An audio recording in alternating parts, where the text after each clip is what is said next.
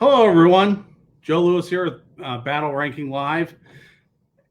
It is a kind of a special day. This is our 10th show, and we're in a Team Yankee extravaganza, and which is going to be a run up to Team Yankees Masters. But it is a special day because I chose it for the day after Memorial Day to go over the USA.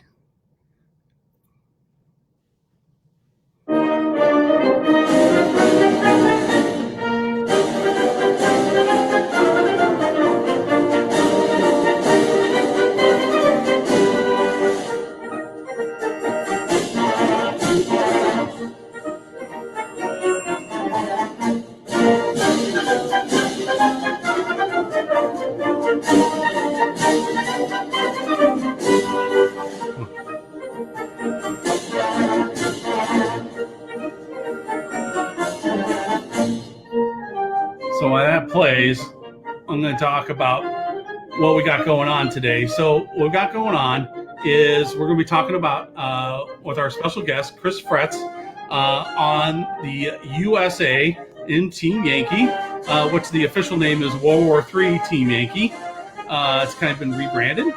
And we're, and I already see the comments coming through. It's a special salute to our, oh, there are words. And it's not the campfire song words either. Andrew Hobson. Yeah. So anyway, we're going to go over everything American in Team Yankee, and that's the whole show is about. So I was saving America for Americans for this thing for this day as part of our kind of our Memorial Day extravaganza. Even though it's a day afterwards, but that's okay, because you got honor troops any day. And I know this song's 3 minutes and 50 some odd seconds long. 3 minutes and 27 seconds. Oh, piccolos. Now, I was informed. How many piccolos do you hear? It's actually 5. 5 guys playing the piccolo right now. 5 chicks and guys. 5 chicks and a guy. Very impressive. So they sound like one. They sound like one. Anyway, I am joined with my flag-waving son. Say hi, Ray. Yep. And my producer and lovely and talented wife, Ann Lewis. Hello. Now, what we're going to do... You're good, Ray. Thanks. Thank you. Anyway, as he gets down from the perch. Okay. Anyway, so we got that going. One of the things I want to do is I want to bring in why this still plays. What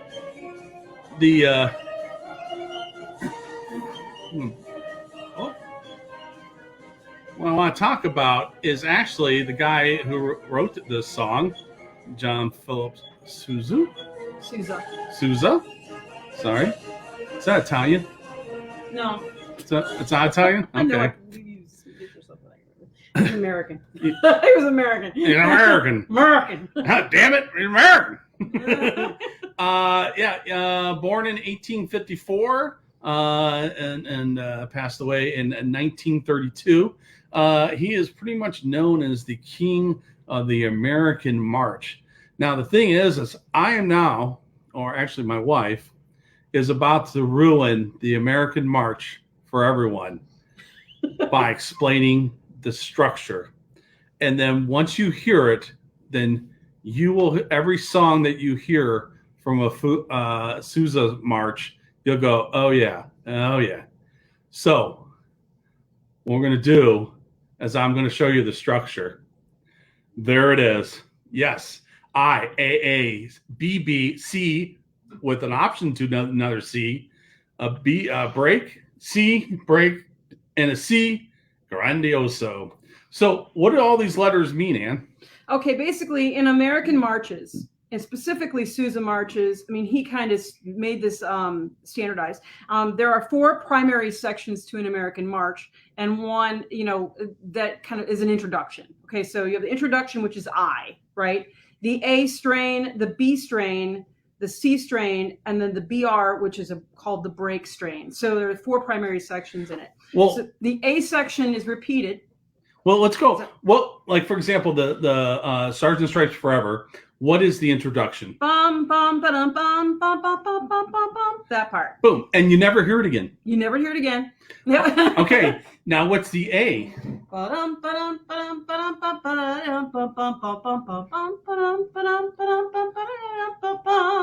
Now we hear that. Now what's the B of that song? Oh gosh, now I'm blanking. Oh no, it's only a dozen people watching. Yeah, all right. So yeah, I know only a dozen people, but yes. I have to sing it through.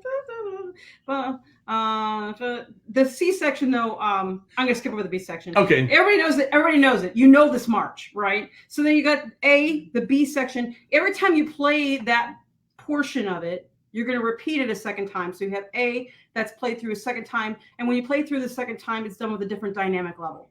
So the first time you hear it, it might be mezzo forte. The second time you hear it, it might be softer. And that's the case with A and B. All right. Mm-hmm. The C strain is often called the trio. Okay? The trio. And if you've ever read band music, you would see it. It's actually marked trio. It's the primary section, and that's the section where we heard the chorus coming in. Da, da, da, da, da, da, da. That's like the primary melody of the march, okay, is the C section. And so you have an optional, sometimes the C section is repeated, sometimes it is not. In Stars and Stripes Forever, it is not repeated. Okay, it goes right into what's called the break strain, which is that part. Okay? Yeah, that part. That's the break strain. Then you go back to the C section, and he does the C section again with a really cool something. Okay. Is that where the piccolos came in? That's when the piccolos come in. Is the second time the C. So the the second C section. Wow, right. Say that a couple times fast. Right. Was the piccolos. Right, the piccolos. So the second time you hear the same section, it's piccolos, and everybody plays it very, very quietly, so you can hear the piccolo solo. Then it goes back to the back to the break strain again, right? Then it goes back to the C section for a final time, and it's the grandioso section. So everybody, as I like to say, balls to the walls. You play it forte, triple forte, and you bring out the piccolos and everybody, and you got the voices singing, and it's slower, slightly slower, to kind of make it grand. And then they finish it, the whole thing, with what's something called a bump note. A bump note? What's an example of a bump note in that one? Bump. Bump. Bump. Bump. So now you can tell your friends at parties, I know the break strain, I know I know what the bump note is, I know what the trio is in a Sousa march. That's how it works. Well, and every Sousa march is pretty much done the very same way. Yes, that is the structure for every Sousa march. So when you hear it at 4th of July or something like that, or any American gathering where they're marching, which would be mostly 4th of July, you'll know the structure now. And I ruined the song for you. By the way, just to compare,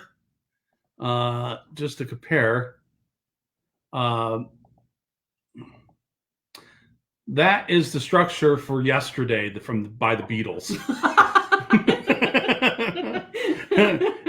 So the Yesterday, da da da da, and the B part, and then it repeats that, and the B part is why did she have to go? I don't know. She wouldn't say, and then it repeats again. So the A, but it doesn't go to the C. It doesn't have a C section. Doesn't have a C section. Right.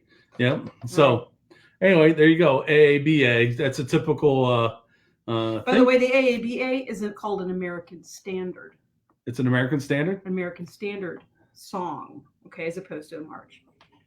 So anyway, I'm sorry. We're giving you guys some music theory. But we're going to go on and talk about Team Yankee. I know our next guest is probably trying to figure out how the heck do I follow that up? I don't know. It's going to be a tough one. And here he is. Mr. Chris Fretz. How you doing, Chris? I'm doing okay. How about yourself, Joe? Not too bad. I bet you didn't expect a music lesson. Well, Yeah. It's something to be proud of as Americans because we created both those forms. Yeah. So, actually, I was going to pull up a Robert Johnson piece, but, which is AAB, just anyone wanted to know. But anyway, I thought most people know the Beatles yesterday. Anyway, well, thanks for coming on the show. This is, kind of what we've been doing. So this is our 10th one. So I feel, hey, we haven't lost our license. We haven't got boot off yet. So I think, and I heard that we might be renewed for a second season. Who knows? Anyway, so Chris, we brought you came here to talk some American business. So sure. Let me cue this up. So let's talk about Team Yankee Americans. Well, actually, hold on. Let's now. I digress. Let me back up, Chris. Here's I know Chris. I've known him for years. So sorry. Some of you may not know him, which I find it hard to believe for those who are watching here. But anyway, Chris, why don't you go ahead and introduce yourself? Okay. Well, my name is Chris Fretz. I'm here along with Joe and several other people in Indianapolis, member of Able Company. And you may see, much like Joe has Sherman, I have a cat who may come to visit during I have two cats actually, but only one will probably come to visit during the meeting because she is very interested in being the center of attention. Her name is Buttercup. We have two cats, Wesley and Buttercup. So there's your Princess Bride reference. I guess that's the basics of my hello. Okay. Well, well, first of all, you are a 3-time national champion at Flames of War. Also, I think the same years you were the 3-time points leader for battle rankings. I think that's true. Yes. Yeah, I think they coincide. I think in one of them you just tore it up. One of those years I remember. And then there's that. Also, our principal main leader of Able Company here in Indianapolis. So how long have you been playing Flames of War? Well, I started Flames of War in 2008, right at the end of version 2, going into version 3. And my first big tournament experience was actually Gen Con in 2009. Sorry to hear that we're not going to be doing Gen Con again this year because of the coronavirus. We had a nice lineup of events, but we'll hopefully be back next year. But started playing in 2008, and Team Yankee actually started playing in 2017. I had originally not really planned to get into Team Yankee, but went to, of course, yes, Joe is smiling, as we all know, went to West Coast Nationals, one of the nationals that I did win in 2017. And the prizes for that were Team Yankee armies. What do you know? So there it was. I was given, the starter box for the British. And of course, that's not enough. So you have to start buying more, and gradually branched over into Americans, and now have both of those. So there you go. Well, how did you get started in the in Flames? Because you didn't play any games before Flames of War, right? Well, in high school, junior high and high school, I played a lot of the Avalon Hill and SPI games, Panzer Leader and Midway, and all the various titles. Had a whole collection of them in a group who played. And then through college, kind of dropped off, and didn't do anything really. Was pretty busy with work, involved with work, and didn't have a whole lot of time for a hobby, and got to a point around 2008 that I had some time, and one of the people who was working for me actually introduced me to the game. As most people learn about how to play this game is through introductions by a friend. Was that John?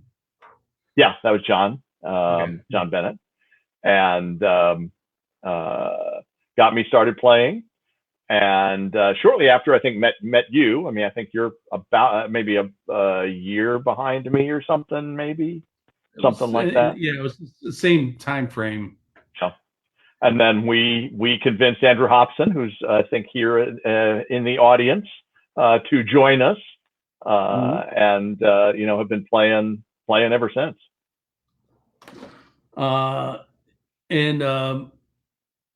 Between Flames of War, I think Team Yankee said you have Americans and British. What do you have for Flames of War? Flames of War, I have a very large American army. I have a significantly sized Russian army. I have a little bit of British. I mean, when V4 came out, I started a 8th Army force just to be able to play before the Americans came back. And then for early war, I have my French army, which is probably my favorite army to play, and probably not your favorite army to play with your Japanese against my French. So yeah. Armor carriers. Yeah. But I think that's, and I mean, I have basically every flavor of American and a significant amount of Russians. I mean, those are probably my two primary mid-war, late-war armies. Cool. And you said competitively, when that first Gen Con when you played in a tournament, what year was that? Was that 2009? That was 2009. That was the tournament that Mike McMahon ran. And I had the great honor of my first real tournament game to be played against Bill Wilcox. For those of you who might remember Bill from gaming at that point, he was the top player in the U.S. at that point, and I got thrown to him in the first round. But we had a good game. We had an enjoyable game, and we actually played twice that weekend. There were 2 different tournaments, and we ended up paired up twice. So. Oh yeah. Hey, welcome to the hobby, rookie. Yeah. Oh, that's cool. And actually, there's a couple things that you're known for in Flames of War. The leader of Able Company, all-around nice guy. Because if you're not winning the tournament, you're probably winning best sport. But there's the other thing that you're known for. He's like, he's going through the Rolodex in his head. What is it? The Frets box. Yes, indeed. I am the inventor of the Frets box, the wooden box that makes tournaments easy.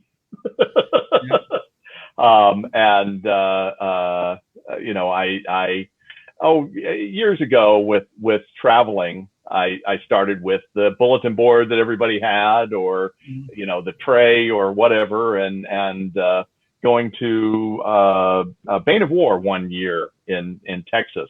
I thought, well, I want to try something new, and basically just built a box that was open on one end and a place on the top to put the armies, and then sort of refined it and added a drawer for keeping stuff in, as well as become a dice box. And Dave Taylor, who many of you may know from a variety of things, is a photographer and worked for War Games Monthly. And he happened to put a little picture showing my army on one of the boxes, on my box, in one of the issues. And all of a sudden that brought up a bunch of questions about, hey, where do you get those? And so finally right after I decided, well, I'll start trying to make them, and made about 150 of them or so, sent them all over the world. And haven't made any in a while, but they were they were enjoyable, and I still have mine, and I know you still have yours, and a lot of people I still see at tournaments. So it's great to see them still getting use. Yeah. He's known for the frets moved. Oh well, we'll get to that one. Okay. Yeah, I see the comments. You see the comments, all right? Yeah. Well, the thing about I was going to mention, I think my frets box is a one-off. It's like one of the early ones, and it's the way the drawer is designed. So I know mine's a one-off. You have an extra long drawer because I forgot to put in some blocking that I should have put in when I was building it. Yeah. So it says I got the XL version, or the Brome, the frets box Brome. Someone else mentioned that you're known from a maneuver that we call fretzing. I'm not going to explain it because I don't want to ruin it for everyone. But yes, there's a thing that Chris has done. We named it after him. Oh. It's called fretzing. So yeah, distracting, giving you choices, and seeing if you'll take that and let me do what I want to do otherwise. Yeah. So I'm in a nutshell. All right. Anyway, so there's Chris, and then the history of Chris with the game. What's okay? Now we'll take it to. Okay. Now we'll take it to. Let's see, the well-trained host here. So here's now. This is, for those who are wondering, this is the Team Yankee in the current book. We don't have, or I couldn't get a copy of the new one, but we do know some things, so we'll intersperse what we know or what we can share with, items in here. Yeah, the American should be available your American book should be available at your game store soon as a preview copy as part of Battlefront's Thanks for Surviving the Shutdown. Yes, and I know Tom and Ed did their podcast that came out today, and they have a lot of spoilers on that too. So that's where I've gotten a lot of my information. Well, we'll share from there. So here's the list. You got a couple, which, just now that I've been looking at all these, this seems to be pretty standard for all the books.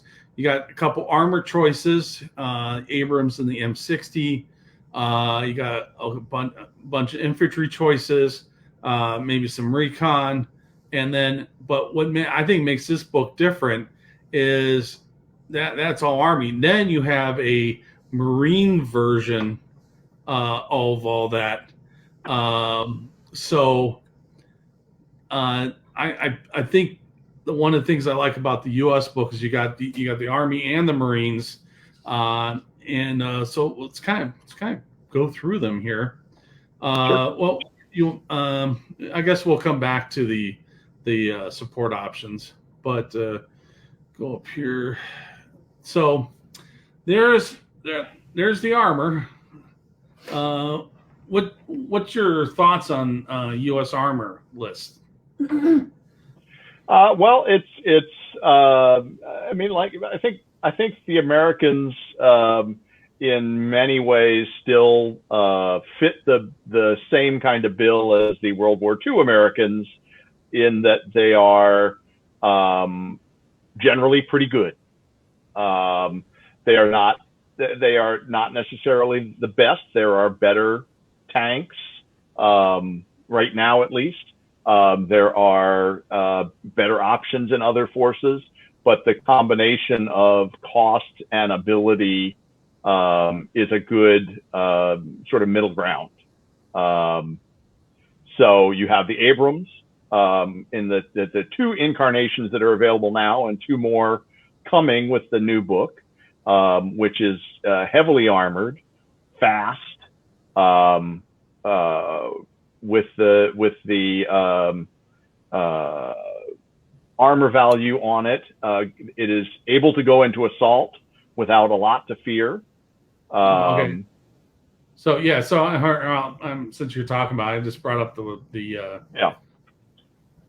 So yeah, with the Chabam armor, its side armor goes up to 16, which is makes it most anti-tank weapons in an assault situation makes them very hard to maybe you bail, but hard to get beyond that. But they're expensive. A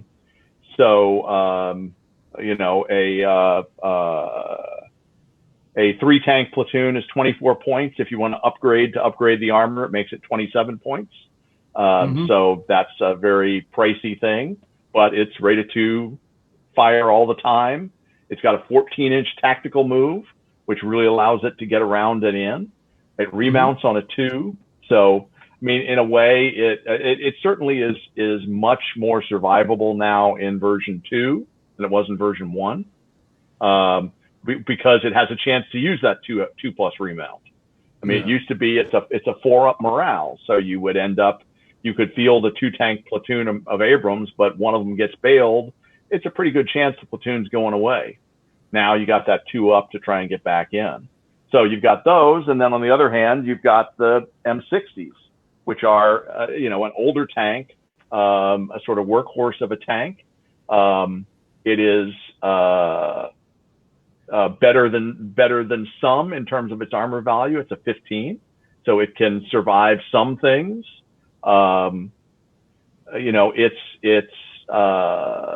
Its liability is its side armor. It's only an 8, and it has no bazooka skirts or no additional protection. So it is sort of problematic going into any kind of an assault situation, because I mean, even a law is a pretty good chance it's going to bail it. If it hits or anything, any type of that AT-12 kind of stuff. I mean, even your favorite, the Gepards, can cause some damage to the side of them. But sure. It's ready to fire 2 all the time. I mean, both the Abrams and the Patton at this point are have the 105 gun as opposed to the 120. So it's an AT-20 instead of an AT-22 like most of the 120s. Though I think with the upgrade to the M1A1 and the M1A1HC, they actually are going to go to an AT-23 because they will get the 120 millimeter gun. Nice. But that's going to come at a price. I was listening to Tom's broadcast earlier, and the Abrams are 72 points for the top of the line tank for 4 of them, 18 apiece. So that's going to be tricky. The Patton is what lured me from the British to the Americans, because with the British, I mean, the infantry is rock solid, certainly, and in some ways, of course, better than the Americans. But the Chieftain has its liabilities. It is more expensive, not expected as expensive as the Abrams, but the rate of fire 1 on the move is a real problem. It also has some of the side armor problems in terms of going into assaults that the Patton does. And the nice thing about the Patton is they're cheap. They are, you can get a platoon of 4. If you run the Marines, you can get a platoon of 5. They're basically 4 points apiece. There's some little differences between the Army and the Marine version. Basically, the Marine version it does not have the laser rangefinder, so it's a little harder in terms of its long range shooting. But the Marines have a better remount, being fearless. So. I was noticing that the Courage is 3, remount is 3 versus the Army, which is a 4 and a 4. So that's pretty good. Yeah, and the fact that you can get 5 of the Marine Pattons at 20 points, especially if somebody's doing, like a 52-point tournament, that's a pretty good number for, if somebody was thinking about reserves or something. Oh yeah, true. Yeah. Not quite 21, but right, close. Right. Yeah. Well, I'm just going to just do a hoorah at this time. All right. So yeah, there's that. Whoops, I don't want to go there yet. The other thing I noticed is that just like most tank forces, the infantry and stuff like that is, I mean, the not support options, the rest of the formation options are pretty much the same. But then you got the Marines, which is a little bit different. Right.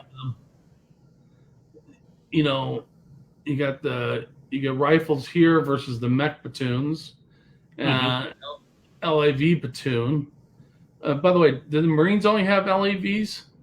Yes, the Marines are the only LAV mounted force. They're the U.S. The regular U.S. Army is in the M113s or upcoming the Bradleys when they come out.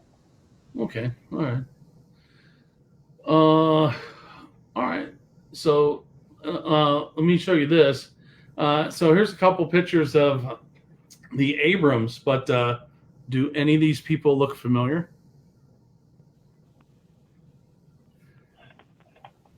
First of all, the bottom one here, that's Charlie Clay. Yep. And the one up, that's Tom. Yep. Tom I Burgess. recognize now. Yep. So yeah, I asked them to send me some pictures. This is the this is Tom's I guess graduation day. He became a second lieutenant. This is Tom's father. On Tom's site, he has his when he came into the Army and then when he retired, and a side-by-side picture with his dad. It's pretty cool. Actually, I know his dad's in it looks like the Navy.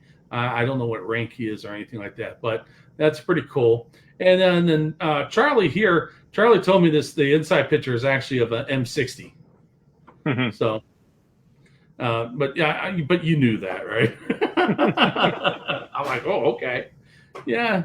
So it looks like Charlie's having fun, which is, he's probably yelling at the targets on the other side, get some anyway. So yeah, that's a pretty cool. I'm glad those guys sent me the pictures. So now on the infantry side, so you got the M113, the guys in the Hueys and the Marine Rifle Company.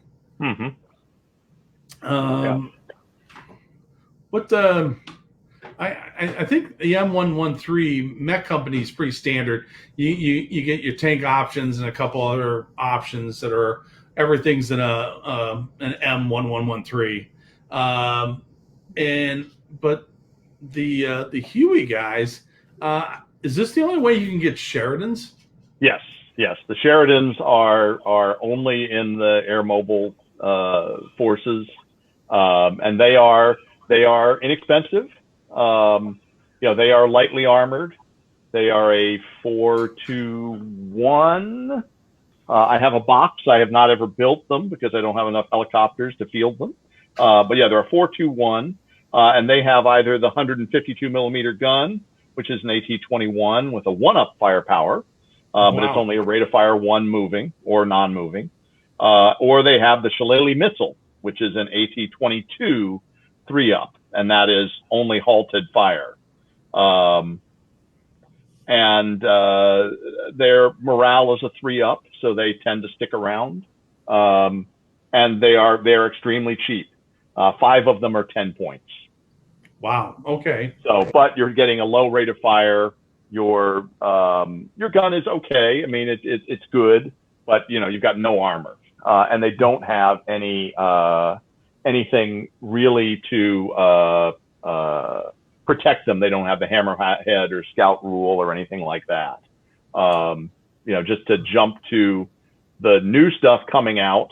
The new thing that I think we're going to be seeing a lot of Americans fielding is this RDF-LT assault gun platoon, which is part of one of the new formations.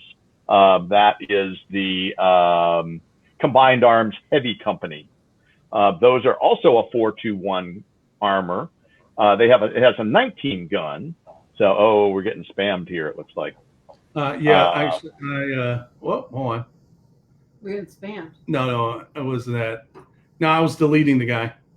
Oh, okay. Yes, I hit the wrong button. I kicked him. So I hit the wrong thing. So yeah, Sorry. these are. I didn't mean to ruin your mojo. Oh, That's this okay. is- So Yes, these are lightly armored, but they have a 19 gun, so similar to the Leopard. They are again a 4-2-1 armor. I think I already said that. But they have the hammerhead rule. So they are the first gun team that has the hammerhead rule. So they're normally hit on a 4. So if they're in concealment, they're always hit on a 6, even when they fire. And 4 of them are 9 points. So, and they are a compulsory, so you can take them, in the future, you will be able to take them alongside any unit, unlike the Sheridans. But in terms of the infantry, I really like the Marines over the other 2 options. The Marine platoons can be larger.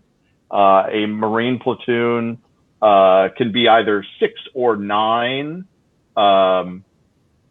saw teams, and then a whole variety of add-ons, being the Dragon missile, which is standard through the rest of the Army units as well. They also have a mortar, which has a nice 4-up firepower. And then they also, in their weapons platoon, have the SMAWs, SMAWs, shoulder launch multi-purpose assault weapons. Very similar in stats, at least, to the Carl Gustav, which the mech platoon and the Huey rifle platoon don't have access to. So I like them for close-in defense, because of the Dragon, which is not the equivalent of the Milan that everybody else has, has the minimum range differences and is only AT-18. So when you're looking at the mech platoon, generally it's a smaller platoon for rifle teams or saw teams, and then 3 or 4 Dragons. And the Huey rifle is a little bit better. It is a few more of the saw stands, but again, you don't have as much close-in defense.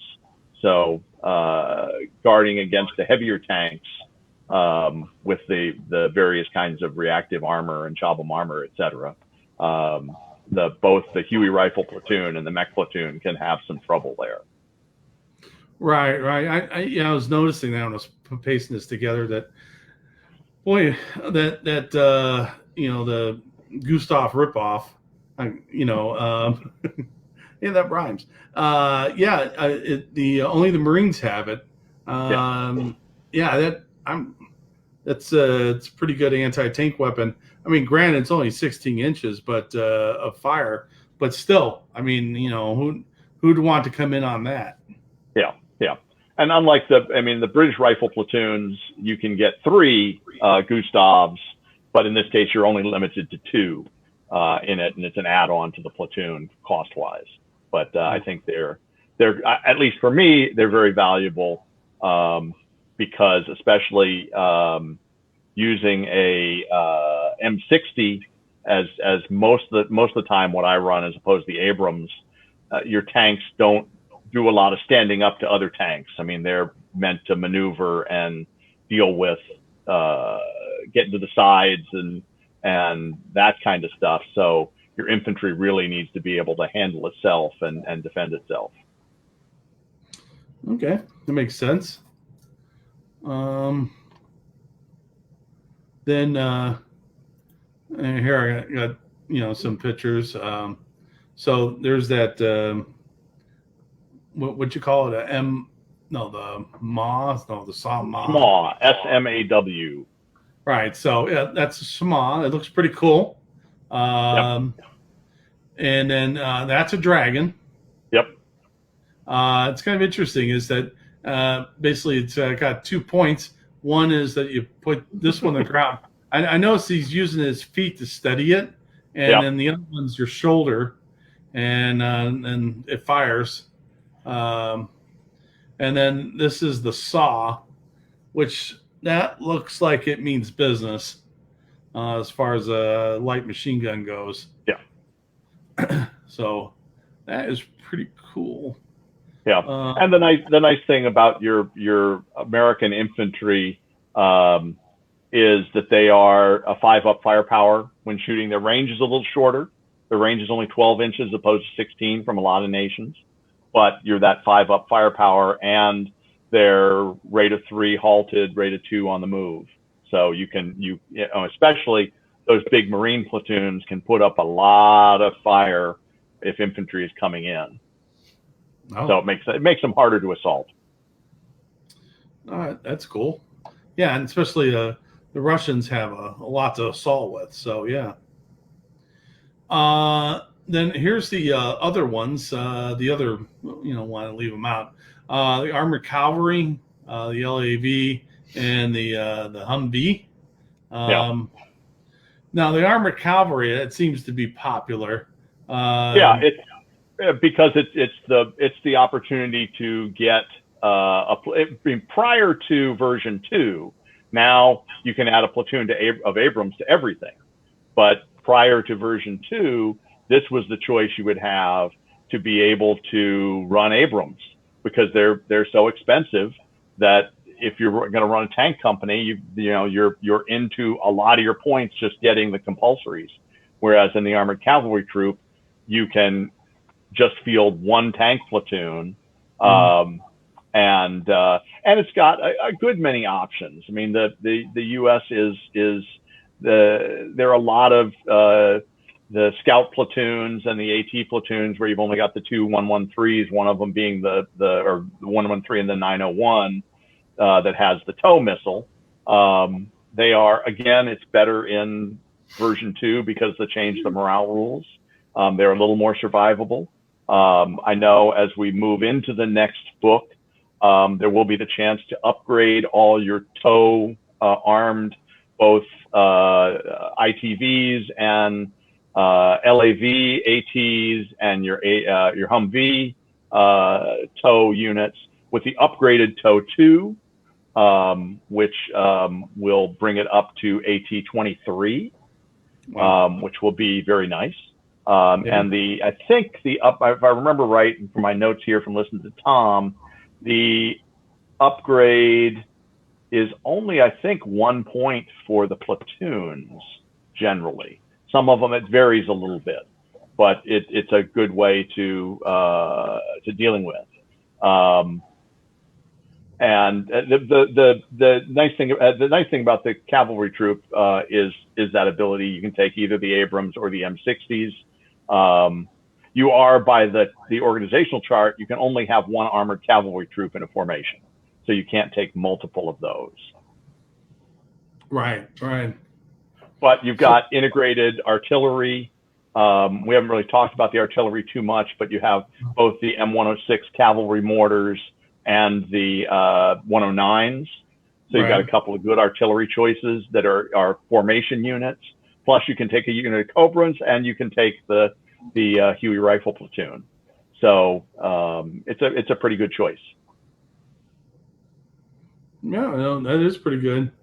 Now I've seen you use LAVs. Yes. I see Austin is on there saying that they were deadly to his Scorpions. And we had a very, very fun game at Historicon where his force of Scorpions went up against my LAVs across a wheat field in Dust Up, I think it was. And we both spearheaded into this field, and he had the unfortunate luck of winning the die roll to shoot first. So he had to shoot with his Scorpions at reduced rate of fire with me in concealment, and then the LAVs were able to fire back full rate of fire without his unit in concealment. And it was a pretty ugly time for the Scorpions.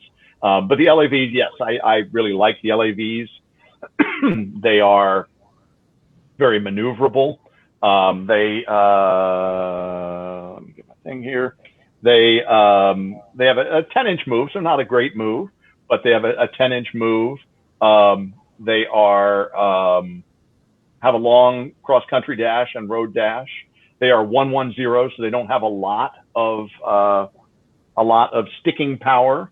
But their courage is a 3, their remount is a 3, their morale is a 4. You can get a lot of them, as you can see. Each one of those boxes is a 4-tank platoon. The 4-tank platoon is 4 points. It's the nice thing about it is it's an AT3 all the time for rate of fire. It's a anti-tank 8, firepower 5. It's also anti-helicopter, so it puts out a lot of fire. The 5-up, it's not going to destroy a lot of things necessarily, but it's certainly going to bail a lot of APCs, other recon vehicles, all of that. It's got Scout and Spearhead, of course. And that platoon is really nice because it does have the LAV-AT, which is 4 AT-21 tow missiles, or now possibly upgraded to that. And it has a 2-stand mortar unit. So it's a nice little smoke generator, not a whole lot else. But the whole formation is relatively inexpensive. It's right about 20-some points for the full thing all the way through. So it's a good add-on to another formation. Pairing it with the armored cavalry, for instance, that gets you your Abrams or your tank platoon, or even the Marine rifle, same thing. It gets you a good bit of recon and the ability for a lot of spearhead possibilities to work with. Okay. Then the Humvees. I was looking at those. Yeah, they are numerous and inexpensive. You've got a whole wide variety of Humvees with 50 cals or grenade launchers or tows. They are certainly good for shutting down ambushes, and both them and the LAVs for having a huge amount of spearheads to really give yourself options for where you're going to put your attack as you're deploying in a I go you go situation.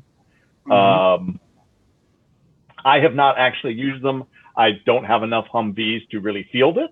But I think you're gonna.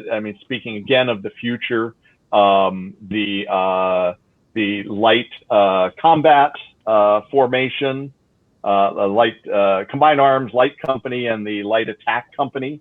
I think you're going to see a lot more Humvees on the table because that while the scout unit, excuse me a second, doesn't have any infantry in it. The light combat formations generally have one Humvee per stand.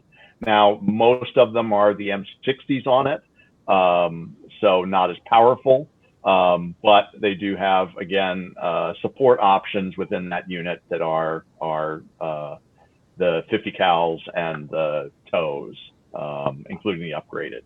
So, it can and they are even cheaper than the LAVs, so you can really flood the table with a bunch of stuff with them. Right. And is there an option to get 4 points? You can get 2 tow missiles per. For the tow platoons, you can get 2 of them for 2 points, if I remember right. Your scout sections tend to be 1, 1, and 1. 1 50 cal, 1 grenade launcher, 1 tow. But the anti-tank platoon can be either 4 or 2 tows, and they're basically 1 point apiece. And again, in the new book, you'll be able to upgrade those to AT-23 for cheap. Okay. I'm like when I'm hearing there. Actually, I hear the cat. Yeah. She has awoken and wants to be the center of attention. and here's the vehicles themselves. So I think, yeah, I mean, what does the Huey bring? Well, the Huey brings Marines or Army troops into the battle. That's what it Oh, brings. there you go. But the Huey is your transport aircraft.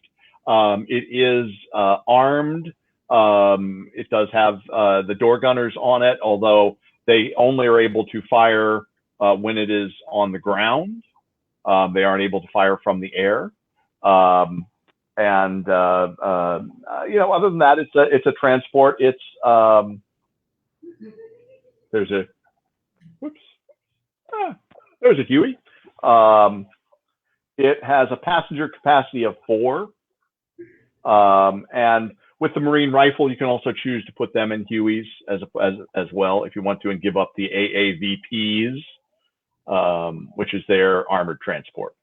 Mm. Yeah. And then in the bottom left-hand corner is the LAV. Oh, that's a pretty cool looking vehicle. Yeah. Yeah, it looks like it means business. And then a Humvee is a Humvee. It's pretty cool. And the M 113. When did these go? I don't know. I'm asking. I don't know if you know, but yeah, when did these go out of style? I don't know on that. Yeah, I'm sure somebody on here will answer that question. Yeah, because there's some at one point it was like that's all you saw, and all of a sudden next thing, poof, they're gone. All right. Yeah. Let me go back. Let's talk about the options. So, yeah, the support options. So on the AA, your options for the AA. Mm-hmm. So you've got 4 different options. The choice between the M163 VADs or the Sergeant Yorks. The York is a huge, based on the M60 or M48, I can't remember, chassis. But is a kind of what if model in this fantasy war we play. It was created, it was tested, and then it was dropped by the military. But I guess the premise is, if the Soviets had come across the border and that was in at least some limited production, they might have figured out what was going on with it and continued it. But the VADs are a M113 based, basically a Vulcan Gatling gun cannon. So they are rate of fire 7, halted, 4 on the move, 6 AT, 5 up firepower. Fairly short range compared to the Sergeant York. The Sergeant York is the VADs are 320 armor, so about the same as an M113, just a 0 on the top. The Sergeant Yorks are a 431. They're a little bit stronger. They are less than the deep reserves, so they're not affected by deep reserves like the Marksman is for the British. It's a rate of fire 5, 4 on the move, and it's a 7, and it's a 4 up firepower, which is its big advantage, at least as far as I'm concerned. That 4 up and a 24-inch ground range really makes it effective against, again, light armor targets, against infantry, anything it can stand off and shoot at.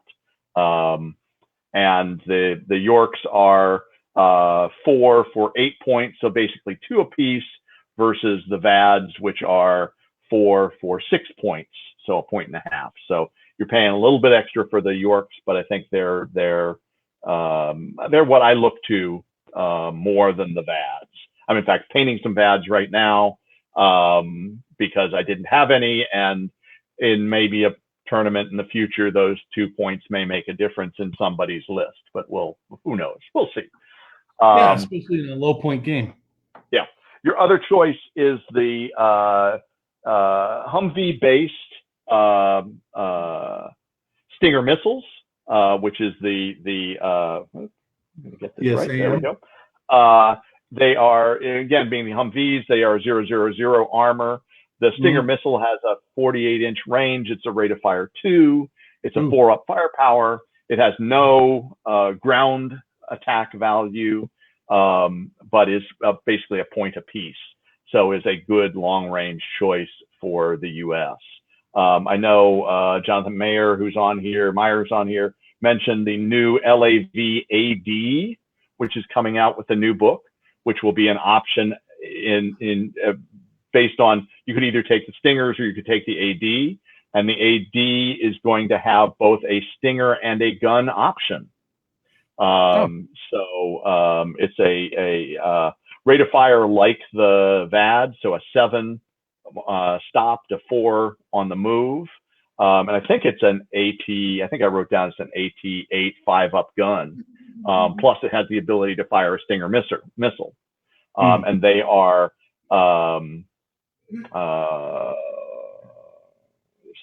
they are 2 points each. So, you know, not extremely expensive. So there's that. The other American choice is the Chaparral, which is similar to the Rapier, but lower rate of fire and is just a unarmored vehicle save. So in my collection, I have a box still sealed of the M551 Chaparrals.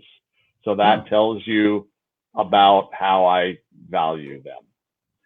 Because anybody with a pea shooter, anybody with a mortar, let alone any kind of air attack, given their 5-up vehicle save, is going to make you an unhappy platoon commander. You know, so I tend to shy away from the Chaparrals. I look at a combination of either the Stingers and one of the other gun AA versions. Okay. The 109 artillery. Is there a special rule for the artillery? Well, they have a couple different special rules because they have the extra munitions choices. The 109 is available to almost every NATO nation in some way, shape, or form. But the 109s have the choice of bomblets, laser-guided projectiles, or minelets. And they are basically a point apiece to arm your units with them. The minelets, as you probably can guess, can deliver a minefield somewhere, which can be very helpful. I had a game in Fee 1 when you still had to roll courage to come out of a minefield before you could check your skill. I had one game where I was able to drop a minefield on a huge bunch of Soviet tanks, and they could never pass their courage to get out of the minefield. Wow. So one minefield, I was able to place it. So I shut down, 8 tanks or so. That's now changed a little bit. The bomblets, I haven't ever used those.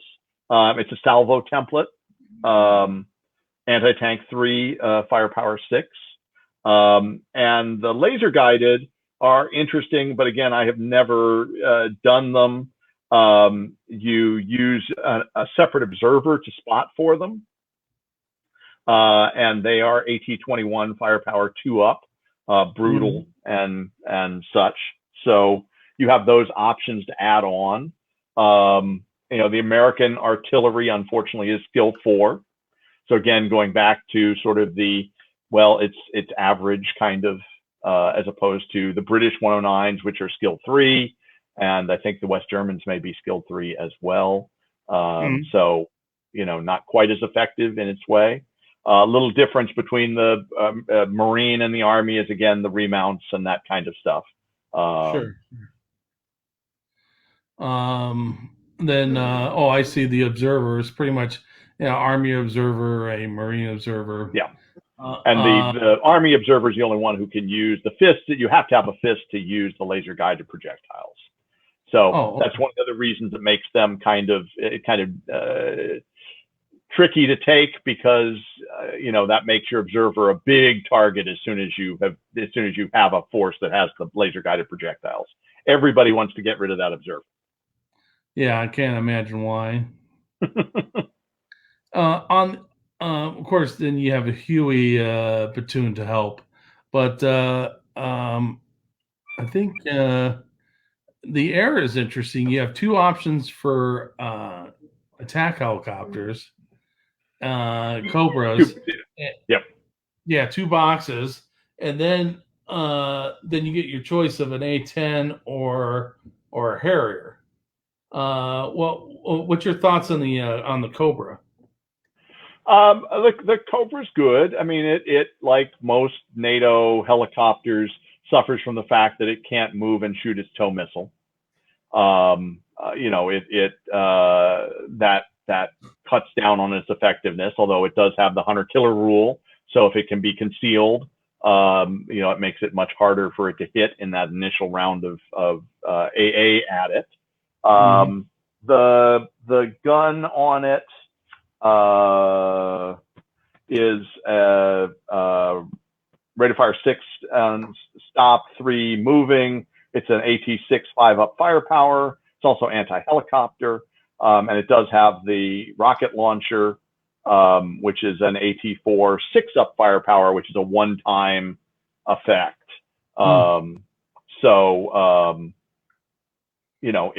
It can be effective, but it not being able to move and shoot does limit it some.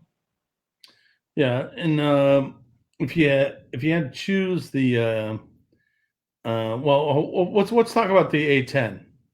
Okay. First of all, do you own any models? I do not own the A-10. It's just I just have not gotten around to getting it. I think mostly they're expensive. They're you have to look it up here. They are 10 points for 2 and 20 points for 4.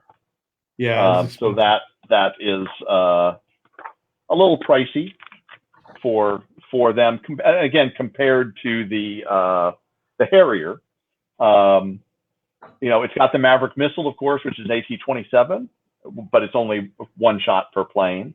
And it's got the bombs, which are only AT-2, firepower 6. And then it's got its Gatling gun, which is rate of fire 4 on the move and 11 5-up. So it is, again, compared to the Harrier for the price, it is,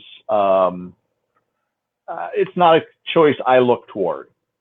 The Harrier, on the other hand, has the jump jet rule, so it means it comes in on a 3. It has the cluster bombs, not quite as good as the British version. One, it's a skill 4, as opposed to the 3 on the Harrier, on the British Harriers, and it's a 7 5-up. I think the Harrier is a British Harrier is an 8 5-up, but it's the salvo template, and then it's got its gun, which is an AT-7 5-up firepower. But that coming on 3, and 4 of those are 6 points. So 4 A-10s, 20 points. 4 Harriers, 6 points. You're certainly paying for a difference in what it can do, but it's a big jump for the A-10 in my mind. Yeah, it's a huge jump. Yeah. Yeah. How much are four Cobras? 4 Cobras are 14 points. Oof. So it's 2 or 7, 4 or 14. Because with the arm recav, you have an option for that, so you could have an option for 3 boxes of Cobras. Yes, you could have a lot of Cobras, and I think one of the things that people that I've seen talk about in terms of the Cobras is now that aircraft don't take morale checks. One plane is all you need on the field. Taking a unit of 2 Cobras may be the best way. 2 units of 2 Cobras as opposed to 1 unit of 4 Cobras, just to give you the flexibility. Right. Yeah, that makes sense. Huh. Okay. Uh, what um I guess from this is, you know, kind of like recap. So what do you think like on the armor? What's the pros and cons on the armor? Whoop. Uh, Well, I mean, they're actually pretty stark in terms of the differences between the two tanks. I mean, the Abrams, you have a heavily armored, and can be extremely heavily armored in this game. Fast, maneuverable, still, tank with an okay gun. Um, you know, but you're paying a price for it. right. Otherwise, you've got the patents, and you can get almost double the number of patents for the same point cost. And the gun is exactly the same. Rate of fire is the same, so you're getting double the rate of fire out of them. It's just the survivability is not as good. Remount's not as good. It's still, if you're taking the Marines, it's a 3 at least instead of the Abrams is a 2. Right. It's tough. I mean, I struggle back and forth between the two of them as to how best to work it out. And the nice thing now in version 2 is you can really have both in an army, which I think is always a good choice. You can have 3, maybe 4 Abrams and still have room for 4 Pattons and a force. That gives you that balance of inexpensive and expensive. Hey, since I found out accidentally how to do this. There's a question.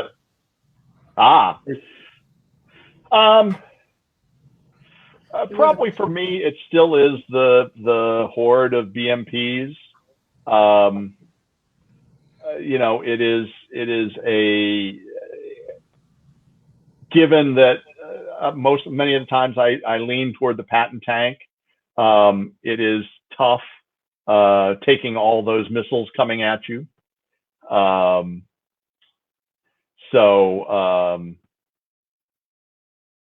That's probably any force that's going to have a whole lot of BMPs. Yeah, I could see that. I don't think anyone likes a bunch of BMPs. I think BMPs don't like a bunch of BMPs. Here's another question. Oh, yes, the AAVP. That we didn't really talk about it. It is enormous, and I think probably next to the Elephant, the heaviest model that Battlefront has ever released. It's an old resin cast, so it weighs about. Yeah, here it is. Yeah. Oops, here it is. It weighs about 5 pounds. Because it's metal tracks and it's a solid resin body. But it's a fun unit. Its passenger capacity is 7. So your huge U.S. Marine rifle platoon fits in 2 of those with some space to spare, which is scary when you get the unit, when the transport is destroyed, because that's a whole lot of saves you got to take on each vehicle. But the vehicle does have either a 50 cal or the 40 millimeter grenade launcher, which, for 2 vehicles, they can put out a lot of fire. The grenade launcher is rate of fire 5 sitting, 3 on the move, or 4 on the move, and it's an AT4, 6 up firepower. And it's amphibious if you ever get into a situation where you need it to be amphibious. So, but yeah, 7 passengers is what it is. So this question. So, Mr. Hill asked, for Blue on Blue, which main battle tank do you prefer? Now, I'm going to flip this. Which one do you prefer to play with, and which one do you prefer to play against? Well, I think in a blue on blue situation, I would probably choose the Patton, just because I want those numbers. I want to be rolling more dice. I want to be able to split up a force and try at least for one of the forces to get to your side. Because in a slugfest with the Abrams, my gun is probably going to be outclassed. You're going to be firing at me with an AT-22. I'm going to be firing back with my AT-20. Right.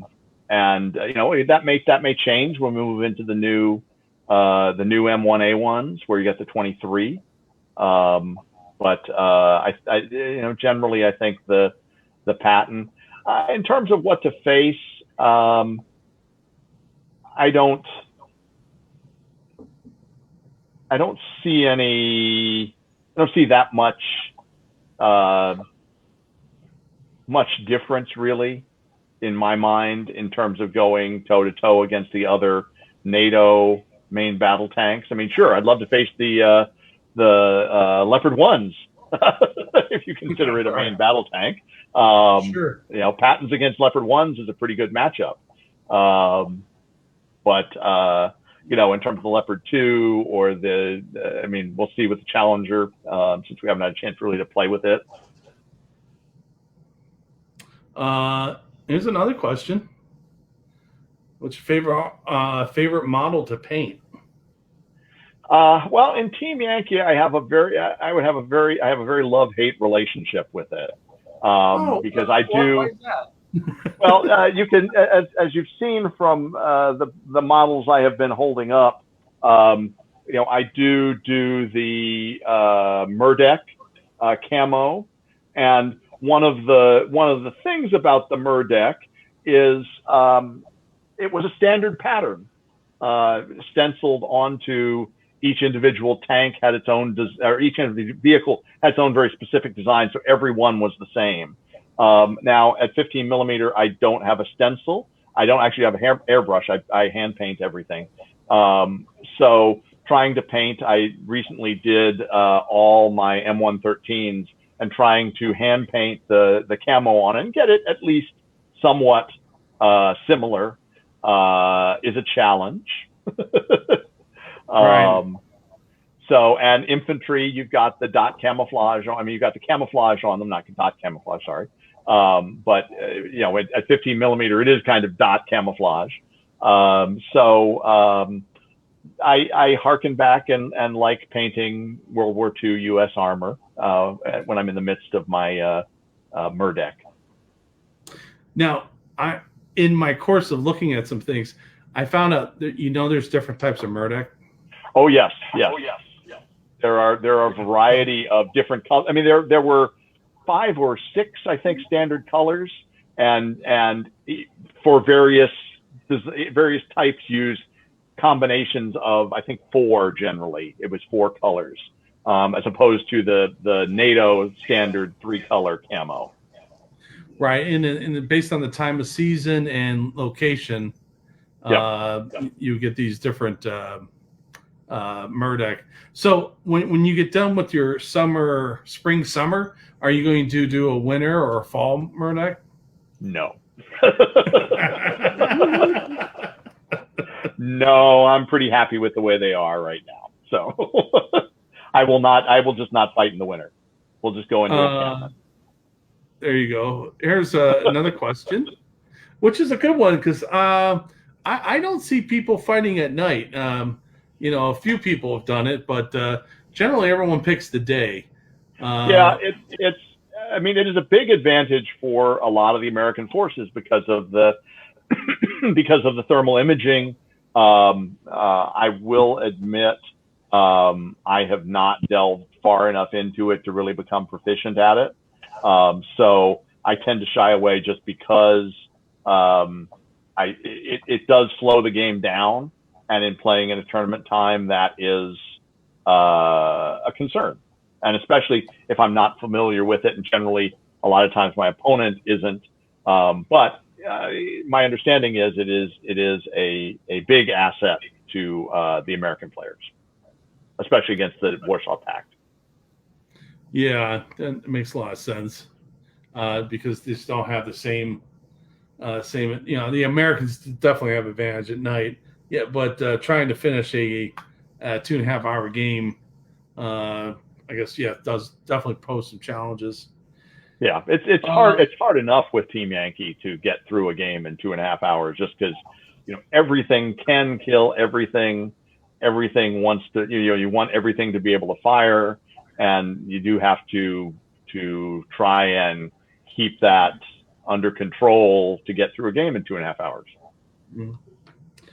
I think I might know the answer to this, but what is your go-to unit? I mean, Well, I'm gonna write it down. Hold on, I'm gonna write it down. All right, here I wrote it down. It's on this piece of paper. I would have to say then, Joe, it's the Chaparral missiles. No, it's not the Chaparral. You don't even have Chaparrals. What is your go-to? It's my secret weapon for Masters. Watch out. No, I think it probably is the Pattons. The Pattons? All right. Yep. I really like the LA. Yeah, I figured you wrote down the LA. LAVs also. Yes. Plus, actually, your paint job on is really cool. So. It's a toss-up between the two, and I think it really is a combination of the two is what I like, because the LAVs can move out, give all those options for Spearhead, can deal with a lot of the light armor, and can protect the Pattons as they move forward. I mean, the thing I always struggle with the Pattons is they just can't seal the deal. So again, that's why I look at the Marine rifles, because if I can get up and clear a space for them to go in, they can be a pretty good assaulting unit. I want to show you a comment that someone made. Oh, yes. Your go-to is not armored mortars. No, wrong era. Wrong era, yes. Is there any special nation rule that we missed or didn't hit upon? I don't think so. I mean, you got those laser guided. That's unique. Yeah. I mean, just the special rules are the jump jet and the door guns for the helicopters, for the Hueys. I don't think there's anything else particularly. No.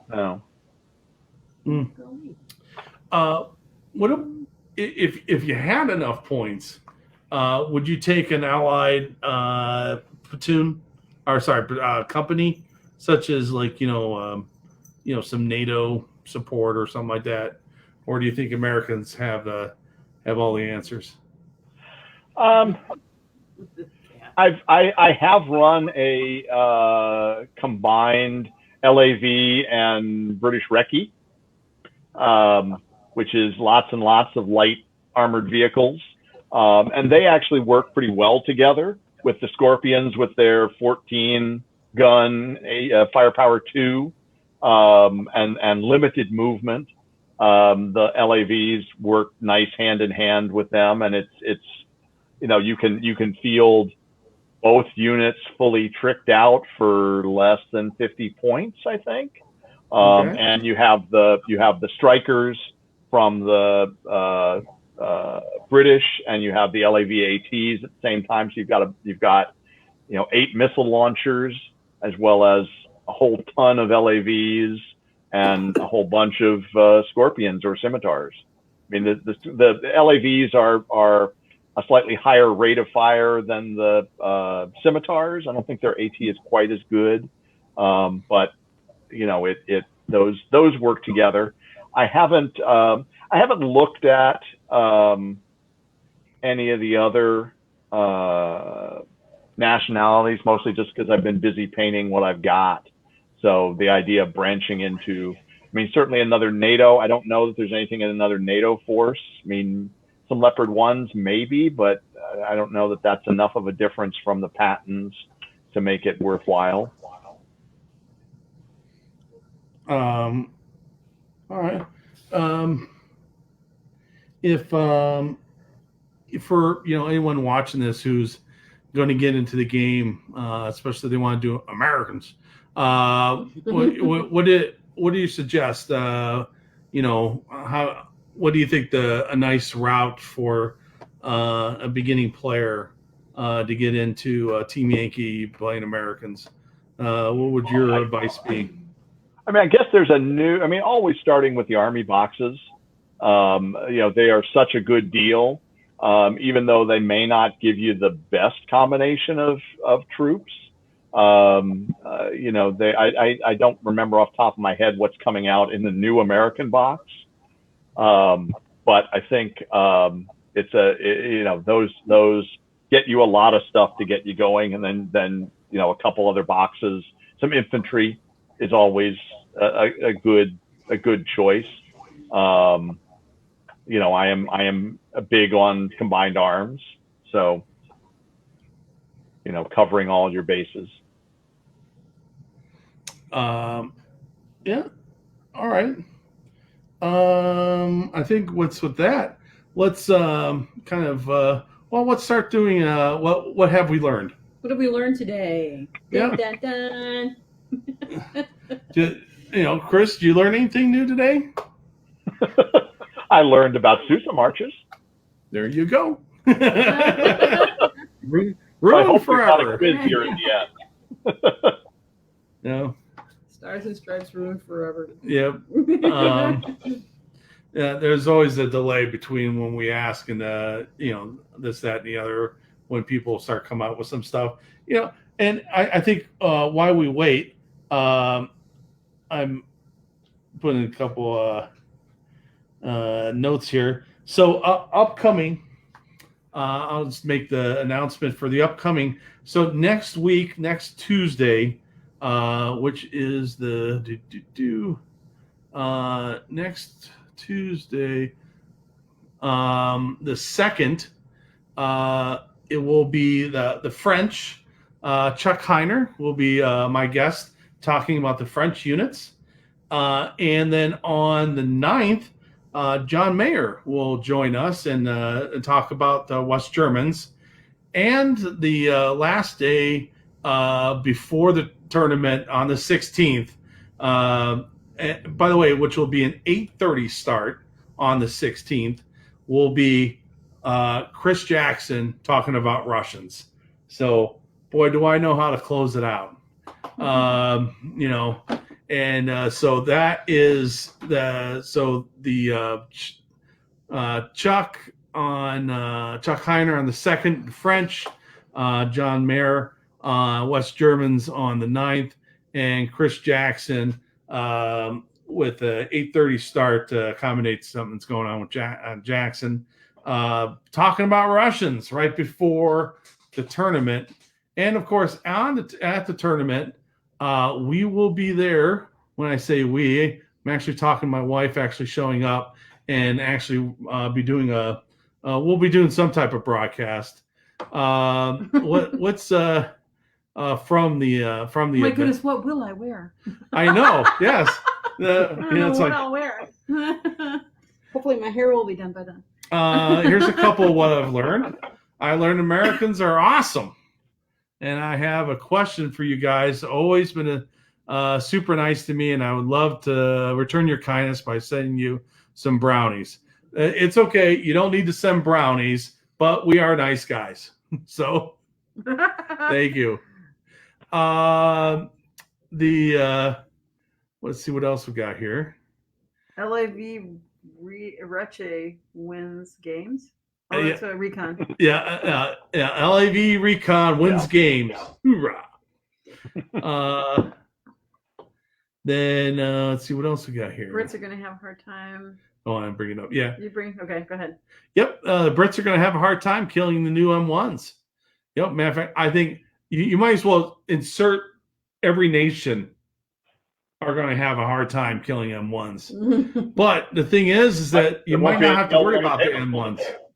Yeah, because yeah, try. It's probably like kind of the way you would approach tigers if your opponent was playing tigers, trying to get them into a fair fight where so those tigers are not on the table or something like that, and then just bum rush both objectives, and you can't take both. I mean, it might come out to something like that. Yeah. Well, the trick though in this game is that with air is a much bigger factor against these heavily armored vehicles. You're not as worried in Flames of War with the Tiger about air knocking you out. It's a real concern with all the missiles that can hit you from the side from a helicopter. Air defense is a lot more important, and trying to fit that in and the Abrams, and then as you say, a few other units to have on the table is going to be tricky. Well, it looks like our show's probably having the opposite, and so instead of trying to bring people in on this comment, we might have scared someone off. Patrick, I'm glad I never got into Team Yankee US because there's no way I could sane painting. Stay sane painting all that camo. Well, the thing you can remember though is you can do the Gulf War now. I mean, you can do Desert Storm. So you can. There are a lot of people. There are a lot of really pretty, just plain old beige tanks out there for the U.S. I've seen some really, really pretty models done that way. I maybe some points late at night when I'm doing the camo wish that I had started that way, but. Actually, I think that's the direction I'm going to go. if I pick up Americans, I'm just going to, was it dark sand looking pretty good? It's true. It's true. Yeah, but I mean, the Murdoch does look good. All right, so it looks like that's all we have there. Actually, I am going to move to myself now. And Chris, you just go hold on in the background here. So we're going to kind of wrap up the show here. I want to thank Chris, our guest, for coming on and spending some time and talking about the U.S. In Team Yankee, or World War III Team Yankee. Remember, it's got rebranded, but I think it's one of those things, who calls the Sears Tower the Willis Tower? I mean, please. We're all gonna. One of the things I want to talk about is that yesterday, from the recording of the show was Memorial Day, and it was a time to reflect on those that gave what we people call the ultimate sacrifice for our country. And so we were kind of having a discussion. This my family's probably a little weird. You probably figured that out. And we tear apart things and reconstruct things all the time. And by God, we watch a movie. It could be the Bernstein Bears movie, and we'll just tear it apart and compare it to Macbeth or something like that. and so, but that's just something we do as a family and for a laugh. And but one of the things we were talking about is what is sacrifice, and we were discussing that. And the thing about sacrifice is actually it's actually giving up something in the short term for a hope of a long-term benefit. That's what a sacrifice is. Maybe you scrape and save during your working years to have a great nest egg so that you have a really awesome retirement. I mean, so you're sacrificing things now for the benefit of things later. And it turns out that humans are the only animals that are aware not only of themselves but the concept of time. So the future, and it's what the sacrifice is for what the future. And with I did not enlist. I was not in the military, but I understand it. I've been around enough people, and that when they do a sacrifice, uh, some people when they join the military, it is a sacrifice. They get stationed from their family, especially with the war on terror. You guys, there's plenty on here on this channel who are watching this. You guys sacrificed some time for, and the reason you did this, the reason you did the sacrifice is that hopefully there's something better that will come out of that. And I think that we all could be pretty appreciative, and especially for those who like once again gave the ultimate sacrifice. So with that, I'm going to I have a little tribute to all those, and we'll say goodnight.